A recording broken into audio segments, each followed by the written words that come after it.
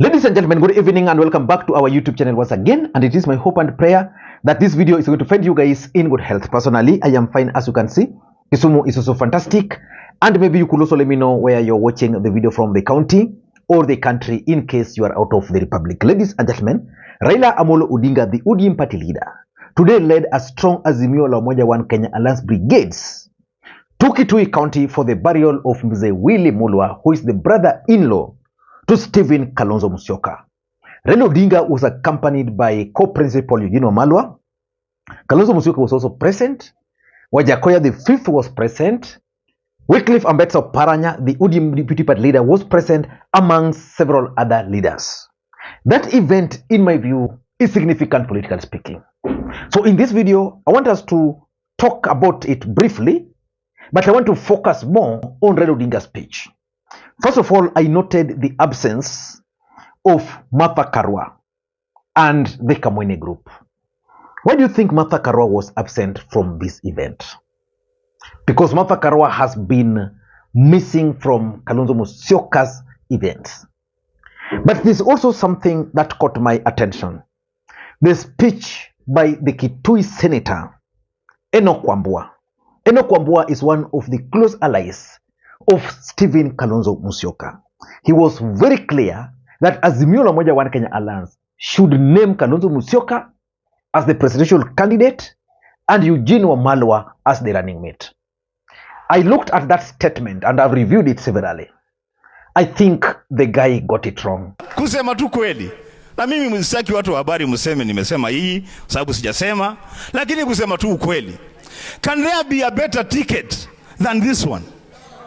Inawezekana kweli? Sasa Azimio sisimame tu iseme Kalonzo Musyoka na Eugene Wamalwa mwende mtuletee kiti ya urais na utembee dunia nzima kutafuta urais. Hamu nasema nini? Anwito mwaziada.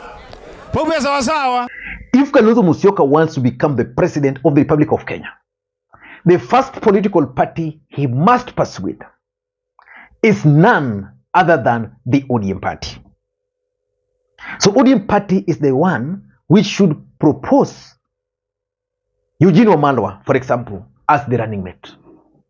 Because without ODM party, because you can't tell me that ODM party will decide to sacrifice their ambitions for the presidency, for that matter, and then they don't get the second position in that arrangement. It can't work, because the truth is Azimio is the dominant party.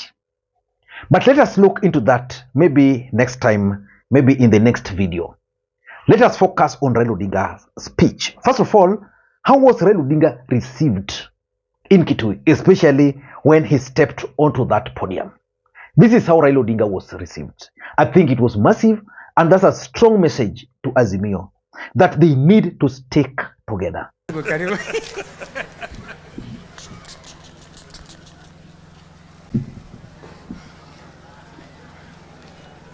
Haya,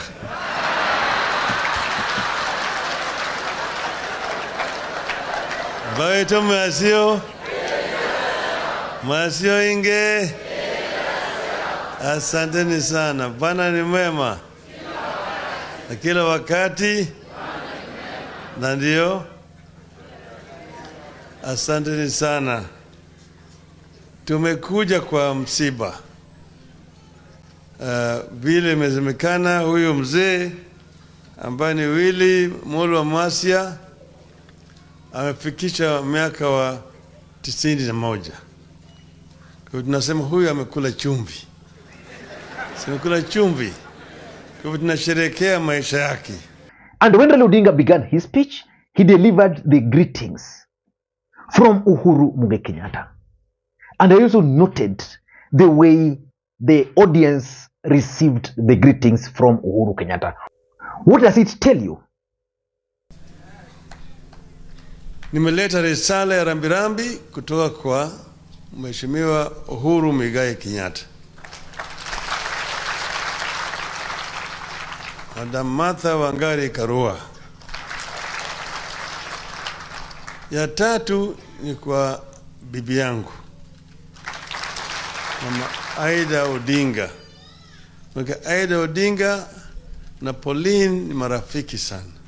In my view, it shows that Uhuru Muigai Kenyatta is still a factor, especially in Azimio la Umoja One Kenya Alliance, and would appeal to Azimio la Umoja One Kenya Alliance to ensure that at some point in time, Uhuru Kenyatta should be made to start attending such kind of events, because their supporters really want to hear from him. So that's also something that is significant.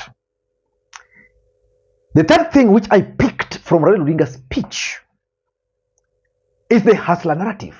I've always opined on this platform that the hustler narrative is dead. When William Ruto took over the presidency of the Republic of Kenya, Kenyans expected him to address particularly the challenges which the hustler nation were facing. But immediately took over, the hustler narrative is now dead. And Raila Odinga is alluding to it and explaining it. Listening to Raila Odinga, then probably you can tell me why he's talking about the hustler narrative and the failure by William Ruto to honor the hustlers. Walikuwa wanatoa ahadi ambayo ilikuwa tunajua haiwezi kutekelezwa. Sasa ukweli imetoka. So hilo sema tu kweli kidhihiri, uongo ujitenga. Walisema mambo mengi, sisi tutaangalia mambo ya mahasla, sijui mama mboga, sijui jua kali, sijui bodaboda na kadhalika. Hiyo lugha sasa imepotea. Lugha hii imepotea kabisa. Sema sana. Mama mboga imesahaulika sasa. Sasa maneno imerudi mambo ya ushuru. Mimi na Kalonzo tumekuwa na nafasi kuingia kwenye serikali wakati hali ya uchumi ilikuwa mbaya zaidi. Tukiwa na marehemu Mwai wa Kibaki. Tuliingia kwenye serikali tukapata hazina kilikuwa karibu ni tupu. Lakini tulikuwa tumesatoa ahadi kwa Wakenya. Ati tukiingia kwenye serikali tutaleta masomo ya bure ya shule ya msingi. Wakati hiyo Kibaki alikuwa amepata ajali. Ako kwa kitanda. Lakini alisema tuliahidi na mpaka tutekeleze. Tukasema mara moja tuliingia kwa serikali Januari, na Januari hii tukatangaza free primary education. Kukawa na shida. Manake watu wengi waliingia walirudi kwa shule, hata yule mwingine bwana Marube alikuwa miaka 84 ameingia kwa darasa. Darasa zimejaa. Watoto wanasoma chini ya mti. Lakini tukatekeleza na tukatafuta mbinu bila kuongeza ushuru na tukatekeleza hiyo mpango tulikuwa naye. Watoto wakaanza kusoma. Na hiyo ikaendelea hiyo mpango yote. Lakini sasa hao jamaa wamekuja wakasema ati tumeingia kwenye serikali hazina ilikuwa tupu. Hapana. Raila Odinga also spoke about individual parties within Azimio. Because remember, I've always said here, Raila Odinga said it, Kalonzo Musyoka must also say it, that a strong wiper is good for Azimio. That a strong ODM is good for Azimio. That a strong NAP Kenya is good for Azimio. Because the other day, Kalonzo Musyoka and Eugene Wamalwa went to Kajiado. And I read in the papers, and I think I did analysis about it, that Raila Odinga allies were not comfortable with the move by Kalonzo and Eugene Wamalwa. For me, I expect to see Kalonzo Musyoka and Eugene Wamalwa outside there more than seeing them somewhere, reading speeches or statements or press conferences in Nairobi. So they must get out there. So the issue of individual parties in Azimio is very, very important. The only challenge I'm seeing, for example, is Kalonzo Musyoka. Because how will Kalonzo Musyoka sell wiper to ODM strongholds? I'm just saying, should he be nominated as a presidential candidate? That's going to be a very big challenge. But listening to Raila Odinga briefly here. Huyu Kalonzo na mimi tumekuwa marafiki na tumefanya pamoja sana. Watu wengi wakiona Kalonzo wanatembea na Eugene au na Oparanya wakiona ngali wengine Azimio inasambaratika. Azimio inasambaratika. Kwenda Raila na kwenda kwa mambo ya recruitment ya wanachama wa ODM, Azimio sasa inasambaratika. Hapana. Kila chama ndani ya Azimio wanajua kazi yao. Kama wapa iko na nguvu, ile ya Eugene, DAP, Jubilee, ODM, kama vyama hivi viko na nguvu, ndio Azimio inakuwa na nguvu. Kwa hivyo sisi kama wana ODM tunataka a strong wiper. A strong wiper, DAP, Jubilee, ODM equal to a strong Azimio. So kakataza Kalonzo anaweza kwenda aende huko Meru, aende kule pande ile ya Kitui, aende kule Western, aende Nyanza, aende Pwani, mambo ya wiper, na wakiingia mambo ya wiper bilibili anaongea mambo ya Azimio. Kila mara mimi naenda naongea mambo ya Azimio. And lastly, the last thing which I picked from Raila Odinga's speech is the issue of Azimio presidential candidate.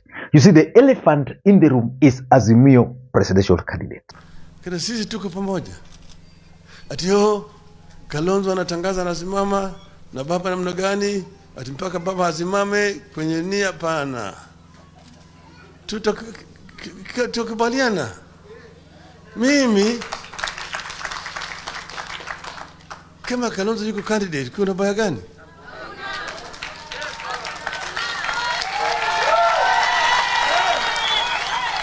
Mimi sijasema Kalonzo hawezi kuwa candidate. Mimi nimesema tumetoka mbali na Kalonzo. Kalonzo ameniunga mkono. Na mimi vile naweza kuunga yeye mkono.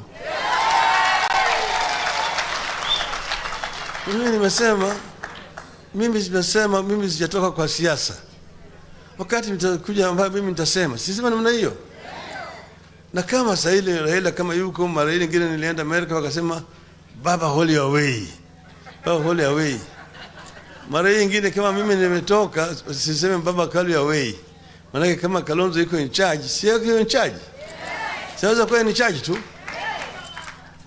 Kwa hivyo mimi nataka watu wasubiri. Who will be Azimio presidential candidate? That is the biggest challenge. And I've always opined on this platform that for Azimio to succeed in 2027, they must identify their presidential candidate early enough. And today I was glad that the Honorable Member Makali Mwilu was also candid that Azimio Lamoja One Kenya Alliance must identify their presidential candidate early enough.